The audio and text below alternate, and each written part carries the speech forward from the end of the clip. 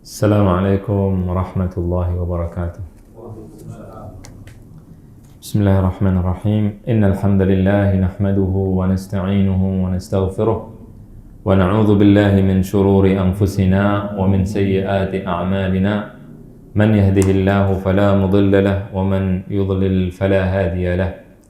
Ashhadu an la ilaha illallah wahdahu la syarika lahu wa ashhadu anna Muhammadan abduhu wa rasuluhu la nabiyya ba'dah.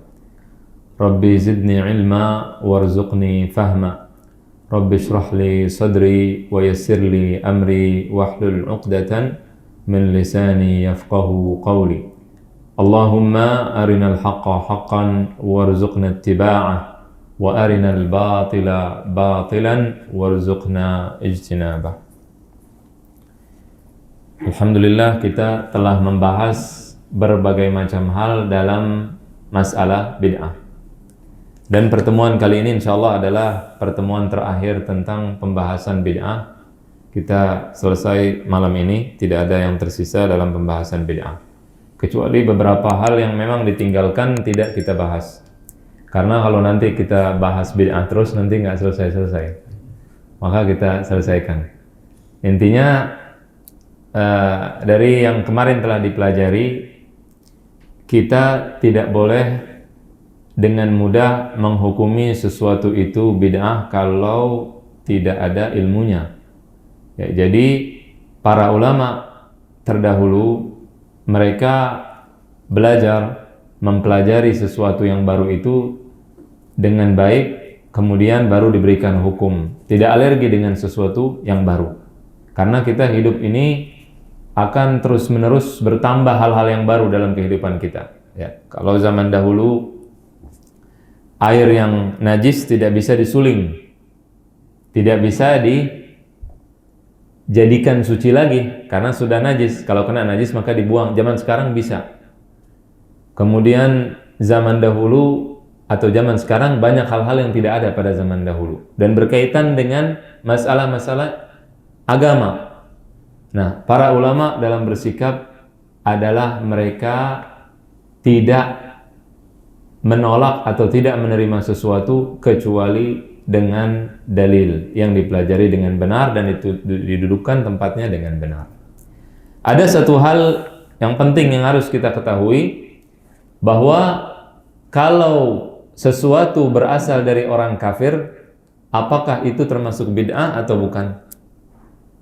Kalau sesuatu berasal dari orang kafir, dari kebudayaan kafir misalkan, kemudian diadopsi oleh orang Islam, apa hukumnya? Ini juga berkaitan dengan bid'ah, berkaitan dengan masalah tasyabbuh, menyerupai orang kafir. Kadang-kadang banyak orang menolak sesuatu yang berasal dari orang luar, dari orang yang bukan berasal dari orang Islam. Mereka menolak hal tersebut.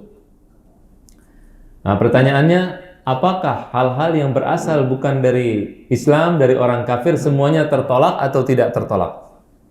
Hah? Belum tentu. Gimana contohnya? Jas. Hah? Jas. Mumtaz. Jadi hal-hal yang berkaitan dengan orang kafir itu belum tentu tertolak. Pakaian, kita pakai baju koko itu berasal dari Cina.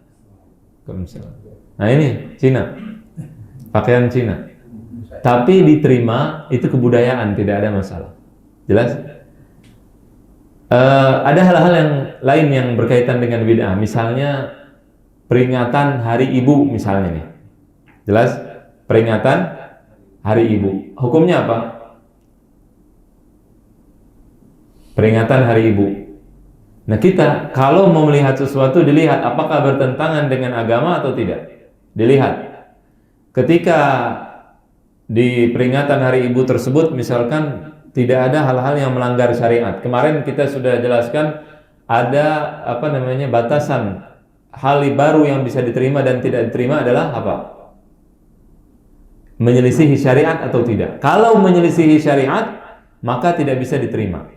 Kalau tidak menyelisihi syariat, maka boleh diterima, tidak ada masalah. Jadi kalau peringatan Hari Ibu misalkan, itu dilihat isinya ngapain? Oh, ngasih hadiah ke ibu. Bertentangan tidak dengan Islam? Nggak ada pertentangan dengan ngasih hadiah ke ibunya, tidak ada masalah. Kemudian apalagi, misalkan dilihat acara yang dilakukan tersebut bertentangan tidak dengan ajaran Islam. Kalau tidak ada pertentangan, semuanya boleh kita lihat satu-satu, maka tidak ada masalah dan tidak wajib ya memperingati hari guru, memperingati hari ini hari itu. Ini kan peringatan ya. Ini kan biasanya dikaitkan dengan masalah bid'ah kadang-kadang. Ya, maka di sini tidak ada masalah. Masalah ulang tahun misalnya, apakah bertentangan dengan syariat atau tidak? Kita lihat satu-satu. Ada tiup lilin. Nah, niup lilin bertentangan tidak dengan syariat? Tiup lilin bertentangan. Niup lilin, nanti kalau mati lampu tiup lilin. Iya. Iya kan? Kemudian dia memperingati hari ulang tahun tersebut bukan dalam rangka mengatakan bahwa ini wajib atau sunnah. Dilihat tidak ada yang bertentangan dengan syariat, maka dibolehkan. Kalau tidak bertentangan dengan syariat, dibolehkan. Kecuali acara tersebut berakar, ada akar agama lain, peringatan agama lain, di situ tidak boleh. Misalnya hari ulang tahun ini berkaitan dengan orang agama lain, misalkan. Ya, mereka memperingati hari ulang tahun dalam rangka merayakan ibadah mereka, misalkan dicontoh, maka di sini tidak boleh. Kita tidak boleh mengikuti karena bertentangan antara kita dengan ini urusan ibadah, tidak boleh. Ya, jelas ya. Jadi di sini jadi contoh-contoh yang diberikan tadi itu maksudnya adalah hanya sekedar contoh saja. Kalau dipelajari ternyata ini ada kaitannya dengan ajaran ibadah atau cara-cara ibadah dari ajaran-ajaran di luar Islam, maka di sini tidak boleh jadinya. Tapi kalau tidak ada, itu sekedar adat, maka adat tidak ada masalah. Kita boleh mengambil adat orang lain. Orang Barat kita ambil adatnya, boleh nggak? Boleh, yang baik. Dia disiplin, kita ambil adat disiplinnya, nggak ada masalah. Mereka kerjanya tepat waktu dan seterusnya, kita ambil ibadah mereka, tidak ada masalah. Pertanyaannya nanti, ya, ini kita bicara secara umum dalam masalah yang berkaitan dengan masalah yang berkaitan dengan agama atau tidak, dalam masalah agama atau dalam masalah adat. Ya, ketika ada yang mengatakan misalkan, ini kan orang kafir, ini kan orang di luar Islam, dan kita dilarang oleh Rasulullah SAW untuk menyerupai orang kafir. Ini banyak orang salah paham dalam hadis ini. Man tashabbaha biqaumin fahuwa minhum. Barang siapa yang menyerupai suatu kaum, maka dia termasuk kaum tersebut. Iya kan? Nah, ini banyak orang yang menolak hal-hal yang berasal dari luar dengan hadis ini. Benar atau salah nih? Benar. Kalau benar, berarti pakaian antum salah. Pakaian bukan dari Indonesia, bukan dari mana? Itu pakaian ini sekarang celananya. Dari mana itu celana? Dari mana? Berarti termasuk golongan orang Amerika kafir. Berarti bukan Islam. Begitu maksudnya? Ini salah paham terhadap hadis Nabi SAW. Yang dimaksud dengan menyerupai adalah di dalam agama khusus. Kalau adat tidak ada masalah, pakaian tidak ada masalah. Jadi kalau ada ulama pakai jas nggak masalah, boleh. Jelas? Tidak ada masalah. Pakai dasi boleh nggak orang Islam? Boleh. Yang dimaksud adalah dalam urusan agama. Misalkan orang kafir pakai salib, kita ikut-ikutan pakai salib. Mereka punya pakaian keagamaan tertentu, pakai orang Yahudi pakai peci tersendiri, kita ikuti, di sini tidak boleh. Pakaian khusus, pendeta biasanya pakai pakaian khusus, kita ikuti, di sini tidak boleh. Tapi ketika tidak ada kaitan dengan agama, maka tidak ada masalah. Jelas? Bisa dipahami nih? Ya, jadi itu tadi tentang orang-orang kafir. Kemudian yang kedua, tema kita malam ini adalah sikap terhadap ahlul bid'ah. Bagaimana sikap kita terhadap ahlul bid'ah? Ada sebagian orang mengotakkan orang lain di dalam makanya punya anak. Matikan dulu. Mirip suaranya Ustaz. Jadi bagaimana sikap kita terhadap orang kafir? Orang ahlul bid'ah, orang yang melakukan bid'ah. Ini pertama, sebelum kita bicara masalah sikap, pertama kita harus benahi dulu pemahaman terhadap bid'ah. Kemarin sudah selesai kita jelaskan tentang masalah bid'ah. Ya, dalam masalah bid'ah ada beberapa hal yang belum kita bahas. Misalnya, contohnya pakai dalil umum untuk mengkhususkan, pakai dalil khusus untuk mengumumkan. Itu tidak kita bahas, tapi sedikit-sedikit dibahas kemarin. Sudah selesai. Kemarin contohnya salawat kepada sahabat, dalilnya apa? Khusus, kemudian diumumkan kepada seluruh sahabat, dan itu dipakai oleh semua umat Islam. Nah, jadi jangan sampai kita bersikap sebelum ngerti apa itu bid'ah, kita sudah memiliki sikap. Dan kita nggak ngerti, belum tahu tuh apa itu bid'ah, tidak mempelajari apa itu bid'ah, kemudian kita tiba-tiba memiliki sikap yang salah. Karena kalau orang nggak ngerti pasti salah. Nah, jadi intinya adalah bagaimana sikap kita kalau kita sudah yakin, oh orang ini adalah ahlul bid'ah. Pertama, orang yang melakukan bid'ah itu berbeda-beda. Ada bedanya. Nggak sama semua, satu. Nggak. Ada beda-bedanya. Ada yang melakukan bid'ah yang mengeluarkan dari Islam, kekafiran. Orang Kristen ahlul bid'ah. Mengatakan Allah itu apa? 3 tapi 1 dan seterusnya. Ini ahlul bid'ah. Jadi ada bid'ah yang bisa mengeluarkan seseorang dari agama. Ada bid'ah yang mengatakan Uzair ibnullah, Uzair anak Allah, itu ahlul bid'ah. Siapa? Yahudi. Kemudian di dalam kelompok Islam pun ada ahlul bid'ah. Ya kan? Ada yang pemahamannya ini tidak benar, menyelisihi syariat. Itu pemahaman bid'ah. Maka mereka terbagi-bagi. Ada berbagai macam kelompok. Nah, dari kelompok-kelompok tersebut ada yang keluar dari Islam. Kalau misalkan mengakui ada nabi lain setelah Nabi Muhammad SAW, misalkan Ahmadiyah, itu kelompok apa? Ahlul bid'ah yang keluar dari Islam. Nah, ini bertentangan dengan hal-hal yang jelas, yang qat'i, pasti, jelas. Maka di sini sikap kita adalah tegas. Kita menyesatkan mereka karena mereka orang sesat. Ya, jadi kalau kita bicara menghukum agama, kafir, kemudian munafik, kemudian bid'ah, kita nggak boleh alergi. Yang kafir harus kita katakan kafir. Qul ya ayyuhal kafirun. Tidak boleh ragu-ragu, harus tegas, harus jelas kita katakan kafir. Kalau benar apa tempatnya pas. Orang Kristen, orang Yahudi, orang Hindu, orang Buddha kafir tidak? Kafir. Mereka kafir, harus tegas dan jelas kita katakan seperti ini. Ya. Kemudian kalau sesuatu bid'ah, ahlul bid'ah, maka kita katakan bid'ah tidak? Bid'ah. Karena ini hukum dari Nabi SAW, man amila amalan laisa alaihi amruna fahuwa rad. Dan hadis-hadis bid'ah lainnya, barang siapa beramal dengan amalan yang tidak ada perintahnya dari kami, maka dia tertolak. Jelas?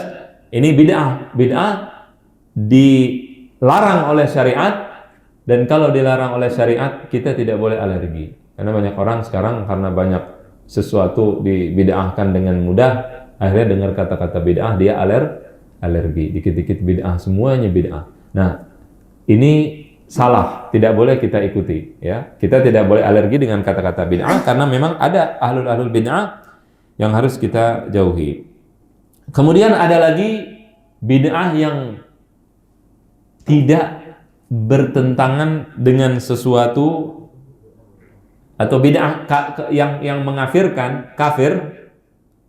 Bid'ah ini sebenarnya kafir tapi tidak bertentangan dengan dalil-dalil yang jelas. Maka sebagian ulama mengatakan ini bid'ah yang mengkafirkan. Ya. Maka di sini kita tidak boleh mengkafirkan. Paham nggak? Jadi tadi bid'ah yang jelas, yang pelakunya kafir, dalil-dalil kekafirannya jelas, mengakui ada nabi selain Nabi Muhammad, ini bertentangan dengan hal-hal mutawatir, hal-hal yang pasti. Ada lagi orang-orang yang mengatakan misalkan salat 5 waktu tidak wajib, itu bid'ah. Maka di sini dia bisa kafir. Ini jelas, kita tegas mengatakan mereka adalah orang kafir. Ada yang tidak jelas, tidak bertentangan dengan dalil-dalil yang jelas, yang sharih, yang tegas. Maka di sini kita tidak boleh mengkafirkan orang-orang Islam yang tidak mengerti atau orang awam. Nggak boleh sembarangan, oh kafirin, nggak boleh. Itu urusan orang yang berilmu, bukan urusan kita. Mereka urusannya. Mereka karena dalilnya tidak jelas, bukan yang sharih. Jadi dalil itu ada yang jelas, yang tegas. Qul huwallahu ahad, tegas. Allah itu Esa. Itu jelas. Semua orang Islam meyakini hal tersebut mutawatir. Dengan cara mutawatir. Mutawatir tidak ada perbedaan pendapat. Di sini tegas, kita juga tegas, harus tegas. Nggak boleh, wah saya tidak mau mengkafirkan. Siapa kita mengkafirkan? Kita mengkafirkannya bukan karena kita mau mengkafirkan dari diri kita, tapi mengikuti Allah dan Rasulullah Sallallahu Alaihi Wasallam. Jelasnya nih, ya. Jadi kalau ditegaskan oleh Allah dan Rasulnya bahwa sesuatu itu bid'ah dan kafir, dengan tegas kita ngikutin, dengan tegas bahwa itu adalah kafir dan itu adalah bid'ah. Kalau sesuatu tidak tegas dan tidak jelas, maka di sini kalau sesuatu itu mengkafirkan, tapi tidak tegas dengan tidak jelas dalil-dalil yang mengkafirkannya, maka ini tugas ulama, bukan tugas orang awam. Jadi orang awam tidak usah ikut-ikutan. Tugasnya para ulama. Kemudian ada lagi bid'ah yang tidak mengkafirkan. Ya. Di sini pelakunya difasikkan, tidak dikafirkan. Ya, fasik. Dan tidak kafir. Al-Imam Ibnu Taimiyah mengatakan وَهَكَذَا الْأَقْوَالُ الَّتِي يُكَفَّرُ قَائِلُهَا.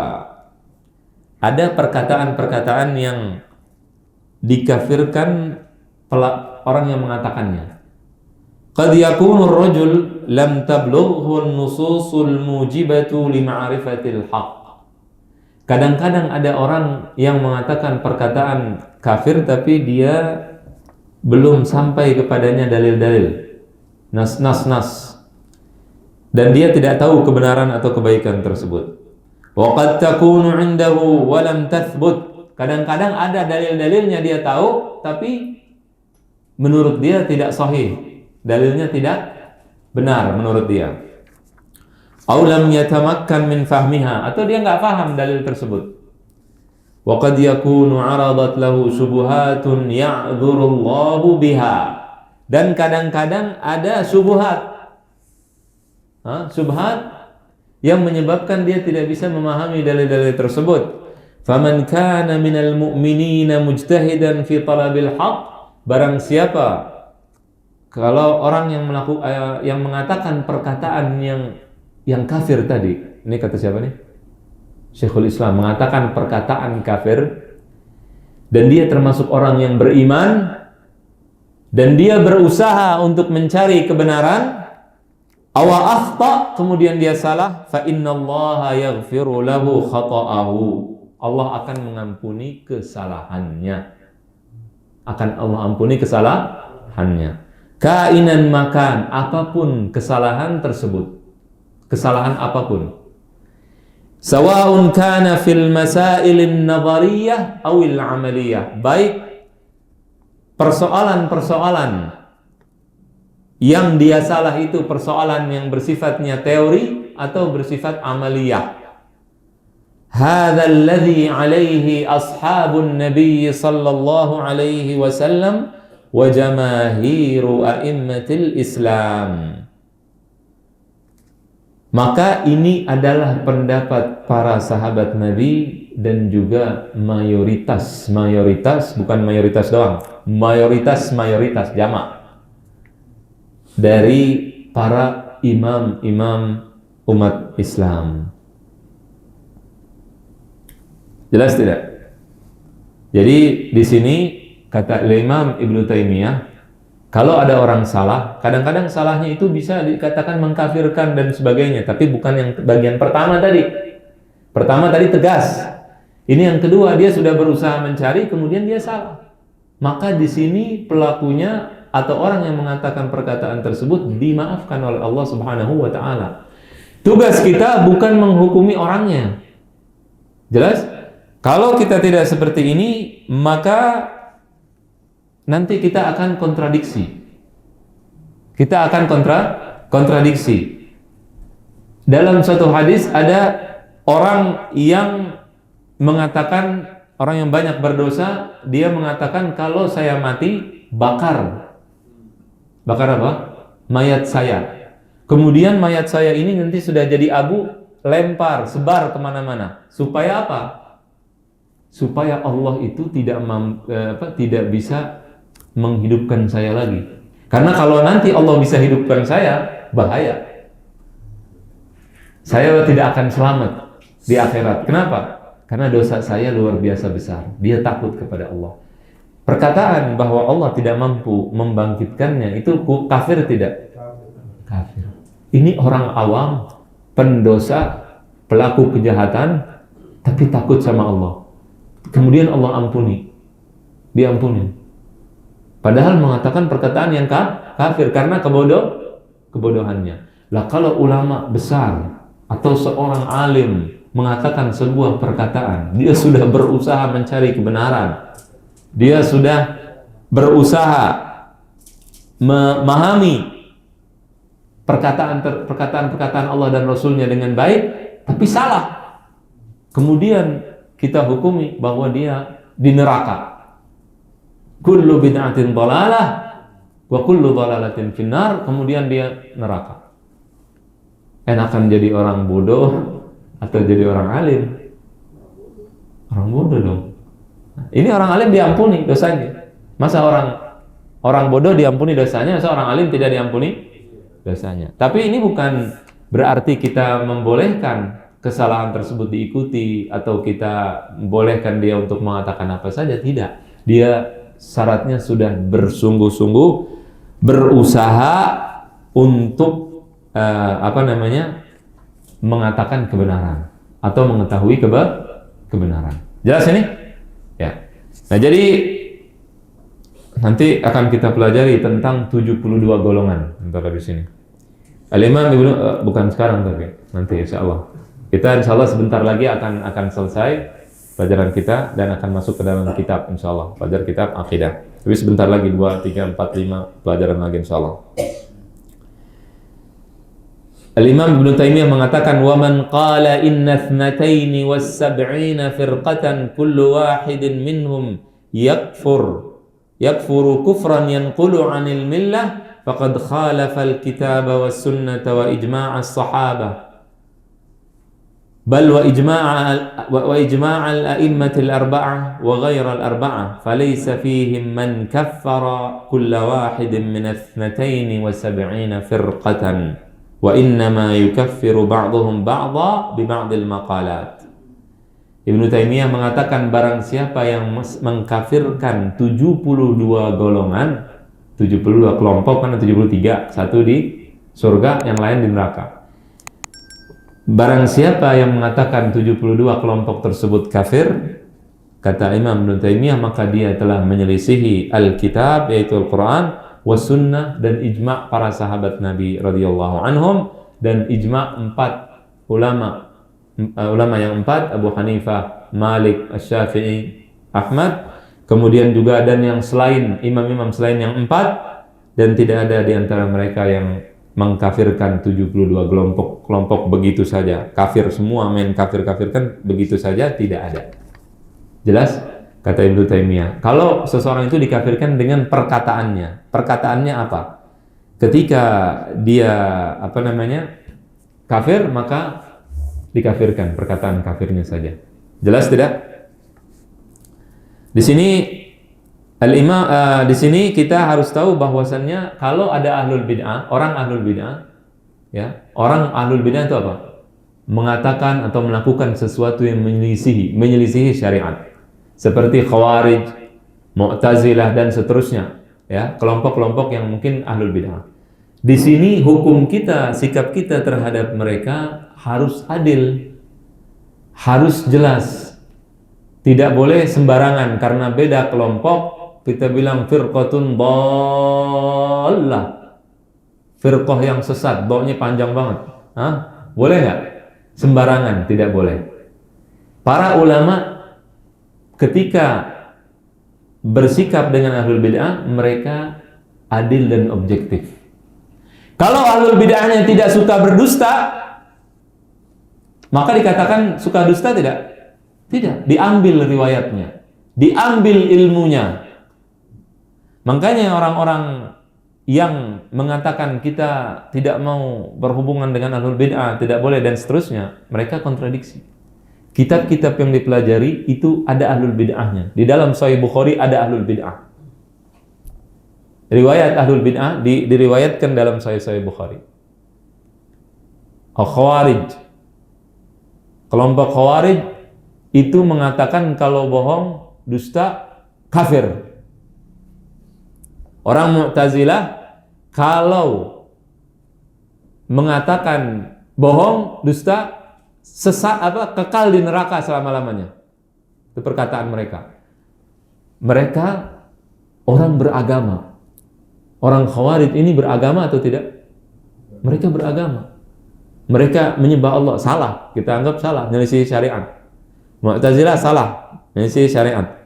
Tapi salah fahamnya ini, kalau saya dusta, saya akan masuk neraka, kekal selama-lamanya. Yang satu bilang saya akan kafir. Nah, orang punya pemahaman seperti itu. Kemudian kita lihat zahirnya dia beribadah, dia beriman kepada Allah dan Rasulnya. Kira-kira jujur nggak dia? Jujur. Orang dia bid'ah, dia punya bid'ah, punya pemahaman misi syariat bahwa kalau dusta masuk neraka, kekal selama-lamanya di neraka. Dia punya pemahaman kalau dia akan kafir kalau dusta. Yang benar dusta kafir tidak? Enggak. Dusta dosa tapi tidak kafir kan gitu. Dia punya pemahaman kalau dusta kafir. Orang begini terus dia jujur meyakini keyakinannya. Kemudian dia beriman dengan keyakinannya. Dan kelihatan dari zahirnya dia beriman kepada Allah, dia yakini ajarannya. Kira-kira dia dusta enggak? Enggak, karena dia kalau dusta dia aja kafir. Jelas tidak? Maka perkataan dia ketika dia berkata, jujur tidak? Kita akan anggap jujur, bid'ahnya itu tidak akan menyebabkan dia dusta. Jadi tidak? Bid'ahnya dia akan buat dusta tidak? Tidak dusta. Kenapa nggak dusta? Orang bid'ahnya dia kalau dusta kafir, bid'ahnya dia kalau dusta kekal di neraka. Berarti apa?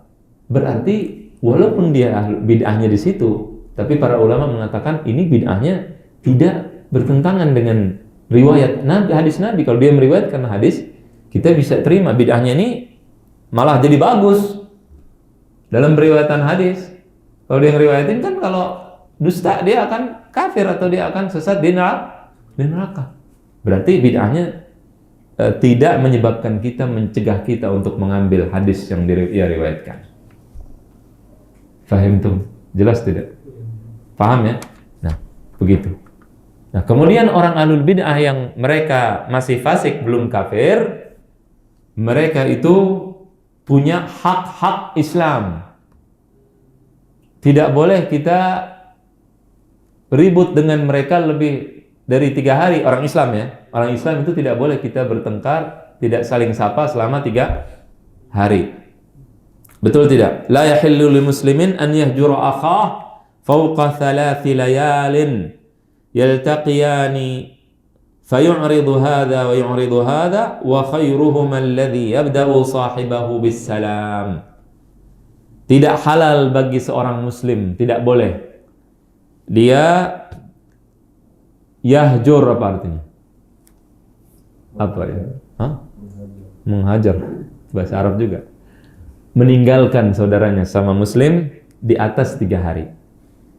Dua-duanya ketemu yang satu tidak salam, yang satu tidak salam. Saling papasan tapi saling menghindar.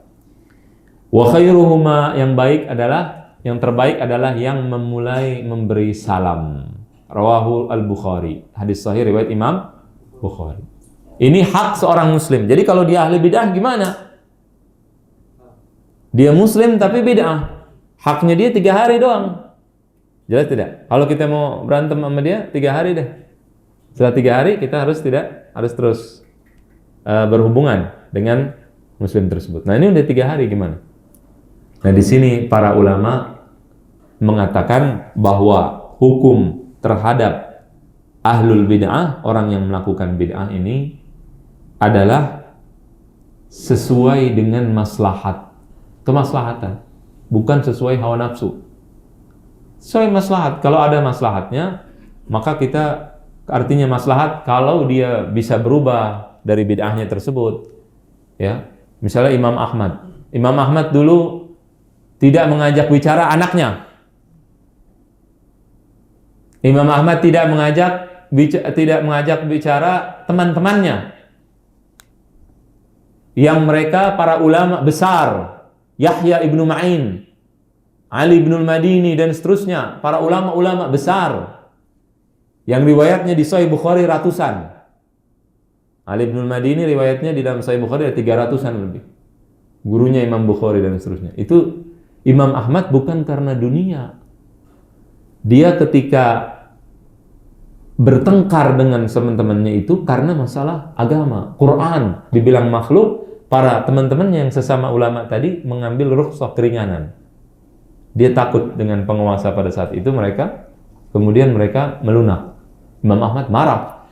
Kalau semua ulama melunak, siapa yang mau diikuti nanti? Begitu kurang lebih perselisihan Imam Ahmad dengan sahabat-sahabatnya. Nah, ini Imam Ahmad. Ente jangan posisikan diri kayak Imam Ahmad. Oh, beda pendapat sama sahibnya, temennya, dia berasa kayak Imam Ahmad. Nggak diajak ngomong teman fulan, ini tidak diajak bicara. Ini salah paham, ente siapa? Ini Imam Ahmad, ilmunya beda. Imam ahli sunnah wal jamaah, ulama besar. Kalau dia bicara, kalau dia mengatakan, itu didengar. Bisa mempertanggungjawabkan ilmunya. Makanya para ulama yang lain tahu, sadar mereka salah, ngerti. Tahu, mereka tidak ada yang membenci Imam Ahmad. Karena walaupun Imam Ahmad keras kepada mereka, tapi mereka mencintai Imam Ahmad. Paham tidak? Masalahnya zaman sekarang orang pada jadi Imam Ahmad semua. Entar dia bilang Ahmad begini, Imam Malik begini. Ya itu Imam Malik, Imam Ahmad. Lain itu siapa? Ilmunya enggak seperti mereka. Sohib dulu belajar bareng. Tahu, wah nih. Kita tahu. Sesama dokter, tahu nggak kalau dokter mana yang pintar, dokter yang nggak pintar? Tahu nggak? Tahu. Dia, kita tahu ya Allah. Terus dia posisiin kayak Imam Ahmad. Orang harus ikutin pendapat dia semua. Ngaco tidak? Kacau. Jadi jangan kita merasa hebat kayak imam, para ulama besar. Karena kalau seperti itu nanti, akhirnya yang terjadi adalah pecah belah antara umat. Ini yang terjadi sekarang. Ada orang-orang yang mereka selalu mengatakan ini bid'ah, itu bid'ah, akhirnya apa yang terjadi? Gurunya dibid'ahkan. Kemudian juga setelah gurunya dibid'ahkan, teman-temannya semua jadi ahli bid'ah semua. Ini kenyataan atau tidak? Ini adalah perkataan dari para ulama, bukan kita ngarang-ngarang sendiri. Jelas? Imam Syekhul Islam Ibnu Taimiyah juga mengatakan bahwa hajrul mubtadi' raji'un ilal maslahah. Bahwa kita meninggalkan atau kita keras dengan ahlul bid'ah dan sebagainya. Tujuannya keras apa? Agar dia meninggalkan bid'ahnya. Lah kalau perkataan ente tidak akan membuat dia meninggalkan bid'ahnya, dia punya hak sebagai seorang muslim. Jelas tidak? Tidak boleh kita ribut. Ya, kita jelaskan kesalahannya, tapi jangan berasa jadi kayak Imam sering tadi jelaskan. Wa hadzal hajar yakhtalifu bi ikhtilafil hajirin fi quwwatihim wa dha'fihim. Kata Al-Imam Ibnu Taimiyah dalam kitab Majmu' al-Fatawa. Orang yang kalau kita tinggalkan, orang yang melakukan bid'ah ketika melakukan perkataan yang salah menyelisih syariat, maka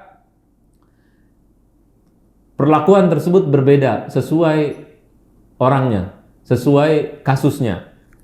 Dalam kekuatnya atau lemahnya, tergantung apa yang dia katakan, menyelisihinya lemah atau kuat. Kita nggak tahu, menyelisihi sesuatu yang kuat atau sesuatu yang lemah. Wa qillatihim wa kathratihim, banyaknya dan juga sedikitnya.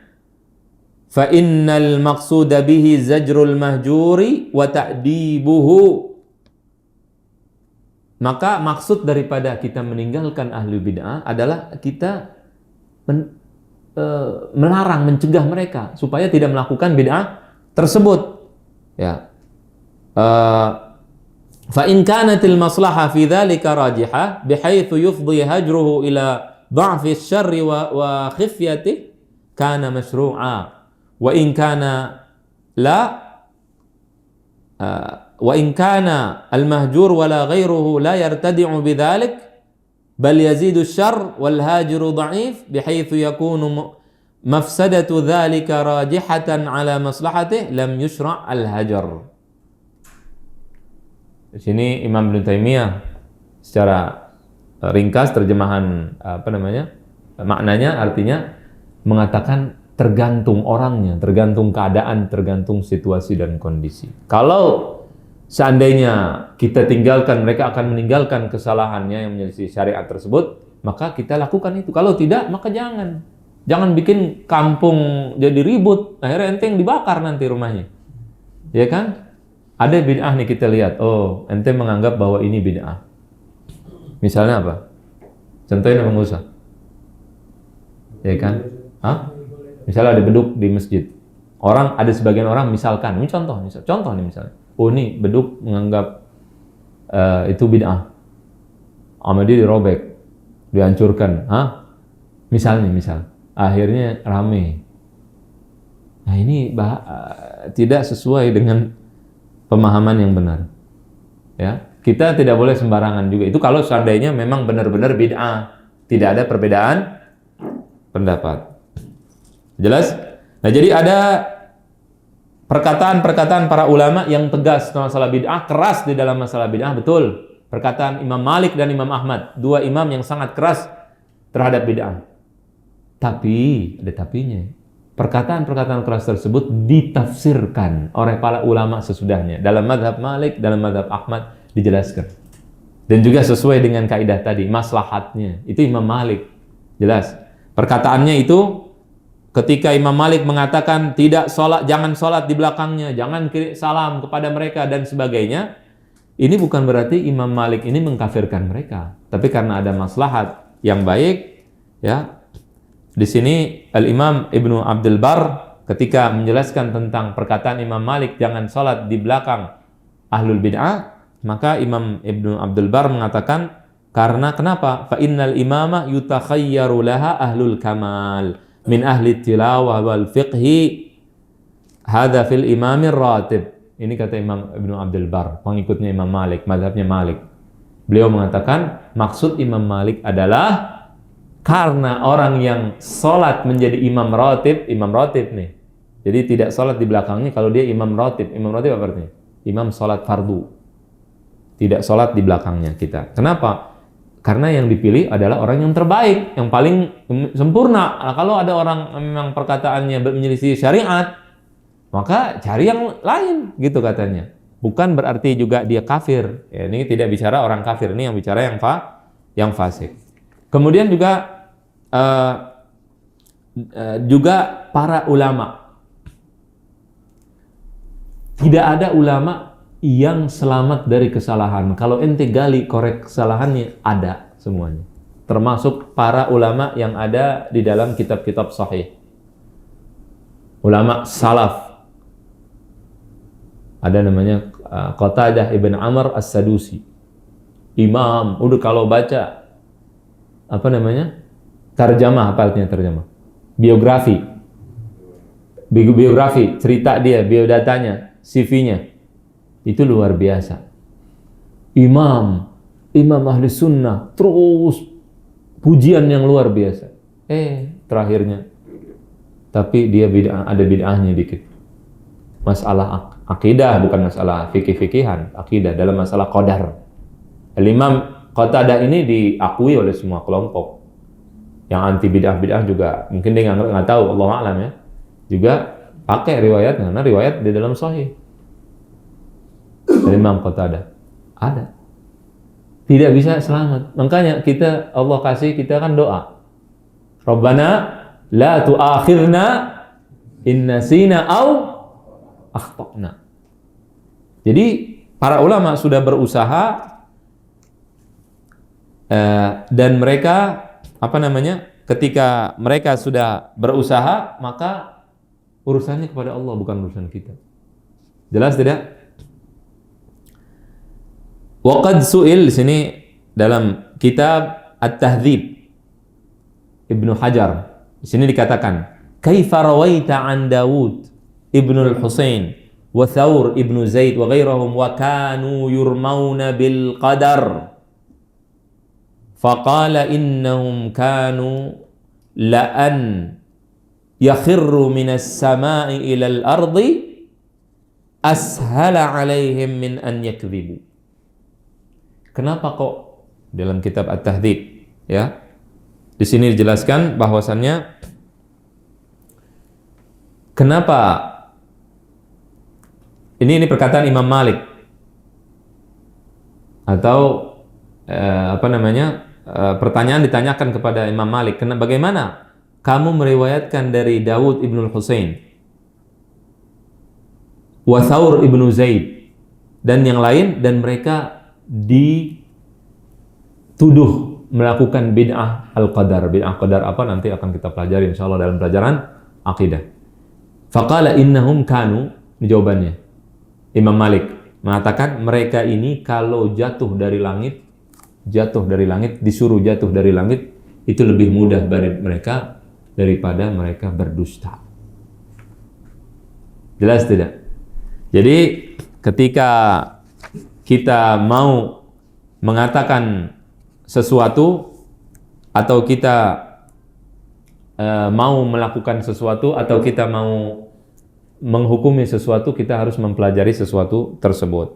Al-Imam Ibnu Taimiyah mengatakan, wa idza ijtama'a fir rajulil wahid khairun wa syarr wa fujurun wa ta'ah wa ma'siyatun wa fujur wa ta'atun wa ma'siyah wa sunnatun wa bid'ah istahaqqa min al-muwalati wath-thawab biqadri ma fihi min al-khair wa istahaqqa min al-mu'adati wal-'iqab bihasabi ma fihi min asy-syarr fayajtami'u fi asy-syakhs al-wahid mujibatul ikrami wal-ihanah fayajtami'u lahu min hadha wa hadha kal-liss al-faqir tuqta'u yaduhu wa yu'ta min baitil mali ma yakfih. هذا هو الأصل الذي اتفق عليه أهل السنة والجماعة وخالفهم الخوارج والمعتزلة ومن وافقهم فلم يجعلوا الناس إلا مستحقا للثواب فقط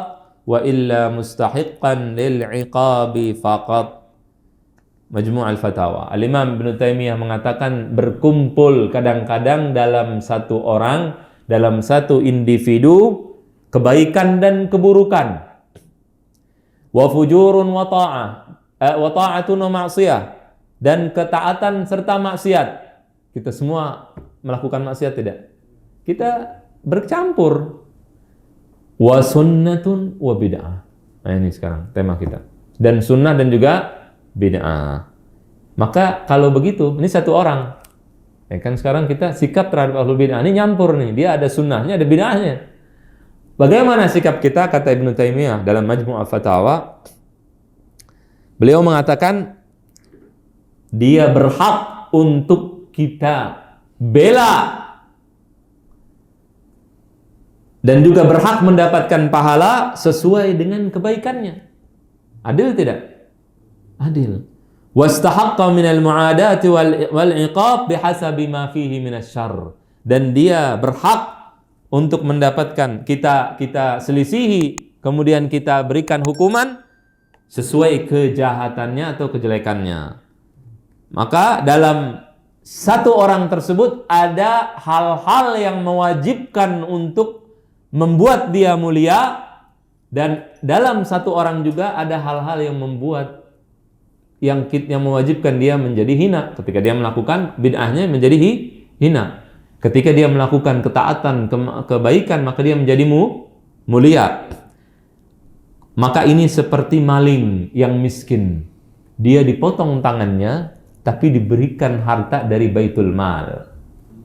Kenapa? Muslim perlu duit, dia maling. Ketika dia maling perlu untuk dihukum, maka dia harus dihukum. Tapi ketika dia berhak untuk mendapatkan harta dari Baitul Mal, diberikan harta tersebut kepadanya.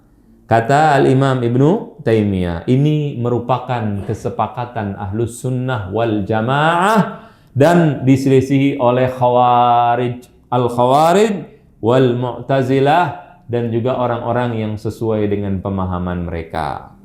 Mereka tidak menjadikan manusia itu kecuali hitam putih. Pokoknya dapat pahala aja udah hidupnya.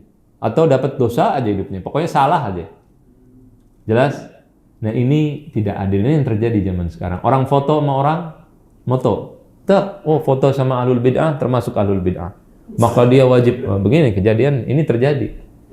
Ada orang-orang yang dianggap dalam tanda kutip ahlul bid'ah. Mereka bukan ahlul bid'ah. Ini banyak orang salah paham terhadap arti bid'ah, kemudian menghukumi orang lain itu ahlul bid'ah. Udah dia salah paham bid'ah, salah paham akidah, kemudian akhirnya dia hukumi orang itu ahlul bid'ah, kemudian menghukumi orang yang foto dengan dia. Ini kan repot urusannya. Foto dengan dia ahlul bid'ah juga. Jelas? Dia sedang memperjuangkan Islam. Gubernurnya dulu kafir misalnya. Dia sedang memperjuangkan orang Islam, dimusuhin. Ruwet tidak? Kacau tidak? Kacau. Kenapa? Ini orang sedang memperjuangkan agama. Dia ahlul bid'ah, tapi ada sunnahnya, ada nggak sunnahnya? Maksudnya nggak ada sunnahnya, dikit-dikit dia sholat sunnah kan, duha, dia sholat ini, sholat itu. Maka kewajiban kita untuk membela dia. Wajib. Kalau negara kita diserang, kita wajib membela. Oh, pemimpinnya ahlul bid'ah, gimana itu? Ketika dia menyuarakan kebenaran, menyuarakan hal yang benar, maka kita dukung, wajib. Tidak boleh beda kelompok, nggak boleh. Jelas? Yang bilang siapa ini? Ibnu Taimiyah rahimahullah ta'ala. Nabi juga dulu ketemu sama orang kafir, orang Kristen. Ketika ketemu dengan orang Nasara Najran, itu kalau zaman dulu ada foto, seandainya foto boleh, Nabi foto nggak kira-kira? Ketemu, ada namanya Amul Wufud, kalau belajar sirah, kan belajar sirah kan? Ada tahun banyak utusan delegasi datang ke Nabi. Kira-kira Nabi kan selaman sama orang kafir semua, diselamanin. Mereka bergabung kepada Nabi SAW. Itu orang-orang kafir semua. Kira-kira kalau zaman dulu ada media diliput tidak? Nabi foto nggak sama orang kafir? Foto. Masalah nggak? Kalau kita bicarakan foto boleh ya, kita terserah. Kalau ada yang bilang tidak boleh, tidak boleh. Tapi kita bicara yang mengatakan boleh, difoto. Maka tidak boleh kita menghukumi orang dengan foto dan sebagainya. Karena dulu pernah ana hadir dalam suatu pertemuan makar. Pada saat itu ada seorang yang terkenal sedang menyuarakan agama, membela Islam, membela agama pada saat itu. Kemudian mereka ingin mencegah supaya orang ini tidak masuk ke kawasan mereka. Ini makar, nggak benar. Kita membela seseorang sesuai dengan kadar keislamannya. Memusuhi seseorang sesuai kadar permusuhannya terhadap Islam atau penyelisihannya terhadap syariat. Itu yang dijelaskan oleh para ulama. Kemudian insya Allah tema ini ada juga masalah memahami manhaj as-salaf. Pada pertemuan berikutnya akan kita pelajari apa artinya manhaj. Akan kita pelajari apa artinya as-salaf, karena mengikuti salaf wajib atau tidak wajib? Wajib mengikuti as-salaf. Tapi salaf itu yang mana? Zaman Nabi atau zaman sahabat? Kalau ada yang mengatakan sahabat itu ada yang di antara setelah zaman sahabat, kan salaf zaman sahabat, zaman tabi'in, tabi'ut tabi'in. Itu pada zaman sahabat, pada zamannya, bukan sahabatnya tapi zamannya. Yang saya maksud selain sahabat ya. itu ada ahlul bid'ah atau tidak? Ada khawarij, ada syiah, ada macam-macam pada zaman sahabat. Nah, banyak orang ketika mengikuti salafus saleh, bagus, tidak ada masalah. Mengikuti salaf, dia mengikuti soleh, kata-kata soleh, baik, bagus. Tapi pada prakteknya tidak seperti itu. Ketika mengikuti salaf, yang dia ikuti orang-orang yang bermasalah.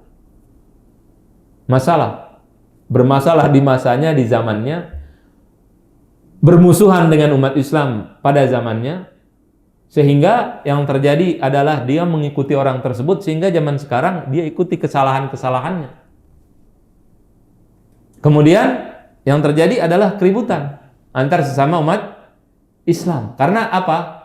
Karena salah ikut salaf. Salafnya salah ikut. Paham? Jadi salah ikut salaf. Nah, kalau dia ada seseorang ikut salaf, kita ikutin, lihat siapa yang diikutin. Dia ikut imam fulan, kita lihat imam siapa yang diikuti. Imam fulan pada zamannya terjadi hal seperti ini. Ini akan kita bahas insyaallah sedikit, tapi enggak banyak-banyak. Ada salah seorang imam yang diikuti, dianggap salaf, dia mengatakan kitabnya ini sama seperti Al-Quran. Ini ada kitabnya, dipelajari. Ada ustadz yang jelaskan kitabnya di YouTube ada. Kemudian dia mengatakan barang siapa yang tidak sesuai dengan kitabku ini, maka dia menyelisihi Al-Quran. Karena apa? Menurut dia, pemahaman dia itu adalah Al-Quran. Dia nggak bedakan pemahaman dia dengan Al-Quran sendiri. Sehingga di dalam kitabnya ada masalah-masalah yang dhaif, bertentangan dengan yang hak. Kemudian dia anggap bahwa ini adalah asal Ahlus Sunnah wal Jamaah, pokok-pokok Ahlus Sunnah wal Jamaah, maka ribut terus kita. Karena yang ngarang kitabnya begini, ini yang diikutin. Sehingga orang semua dikeluarkan dari Ahlus Sunnah wal Jamaah. Kenapa? Karena ikutnya kitab itu.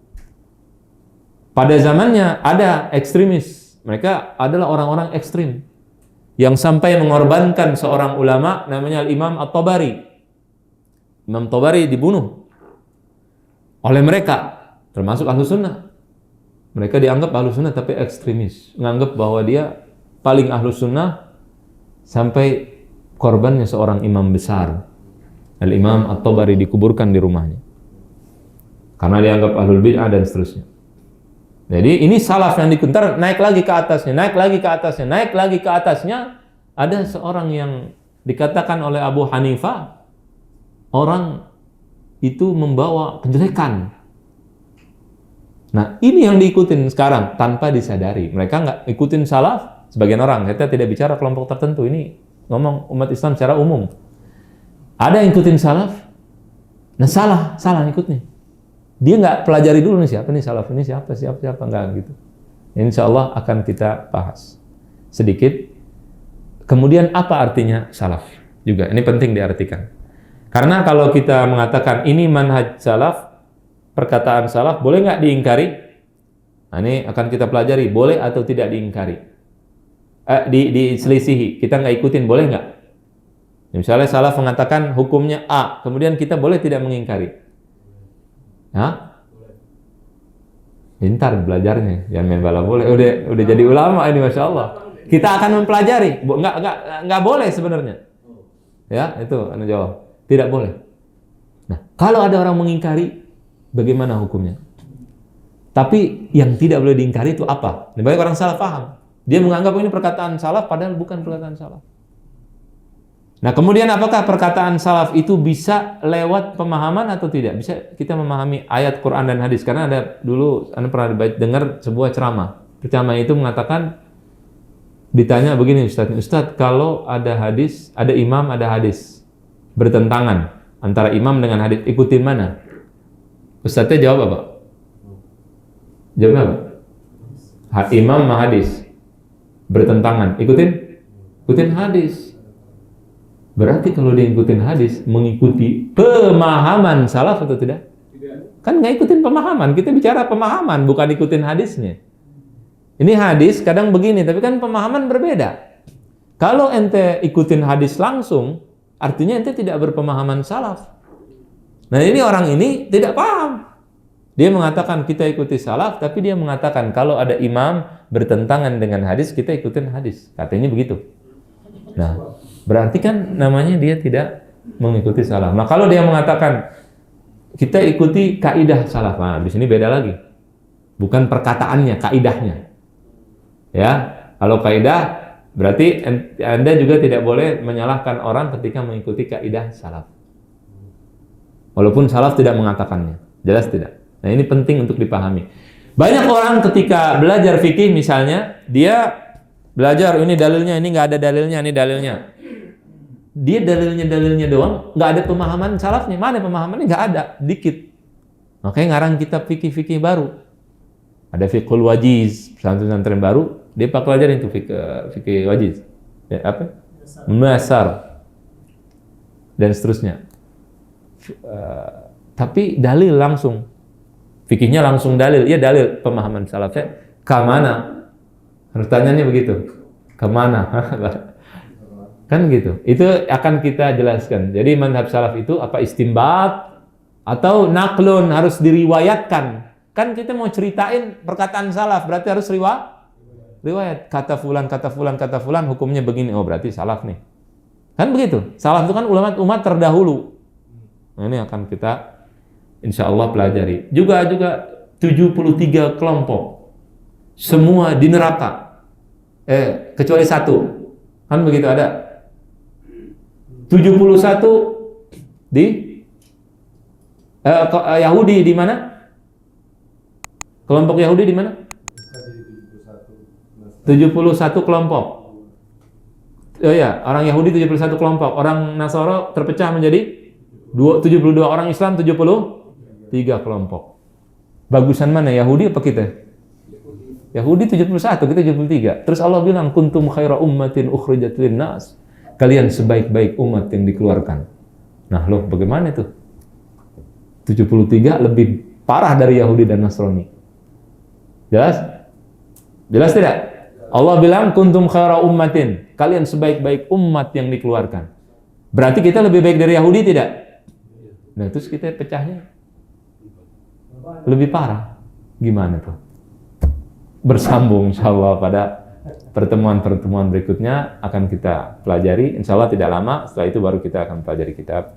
Demikian wassallallahu wasallam ala sayyidina Muhammadin wa ala alihi washabbihi ajma'in. Assalamualaikum warahmatullahi wabarakatuh.